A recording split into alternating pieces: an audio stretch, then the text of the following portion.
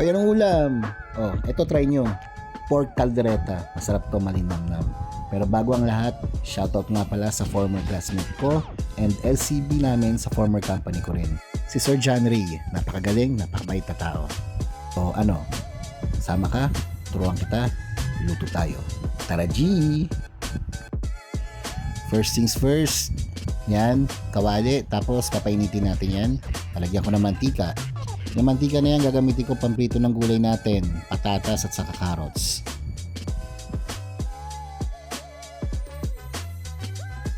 Okay guys, hindi ko na ipapakita kung gaano katagal, kinat ko na yan, pero hindi ko lang basta sinangkutsa yan, almost finry ko na yan.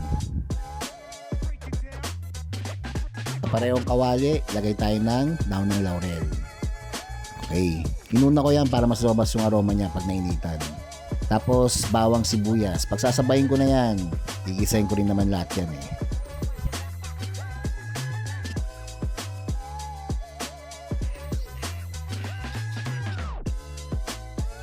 Then, pag okay na, ilagay na natin yung meat natin. Meron ako ditong 1 kilong pork buto-buto. By the way, minarinade ko na yan. Nilagyan ko ng toyo, suka, and then paminta. Yes, parang pang adobo lang.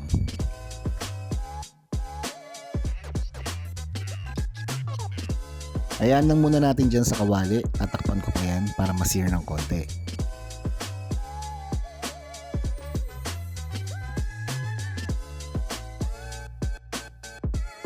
After ilang minutes, ilalagay ko dyan yung pinagbabaran, yung toyo, suka na may paminta. Yan.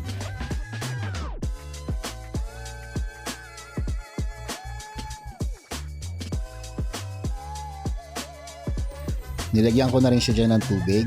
Yan. Tinansya ko lang yan eh, yung gamit ko yung cup ng black ng Starbucks. Yan. Kailangan kasi natin palambutin yan. Maglalagay na rin ako dyan ng tomato sauce para habang kumukulo, nanonood na yung lasa.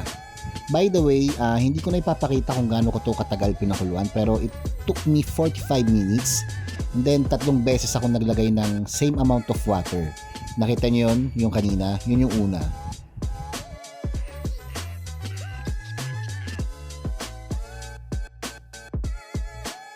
After 45 minutes ng kuluan, eto na siya. Medyo malambot na yan. Mag-i-start na tayo ngayon maglagay ng mga iba pang pampalasa.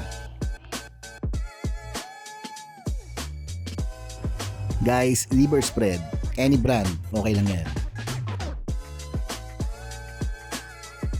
Then, stir natin para ma-incorporate yung lasa ng liver spread dun sa sauce. After that, takpan natin. Pakuluan pa natin.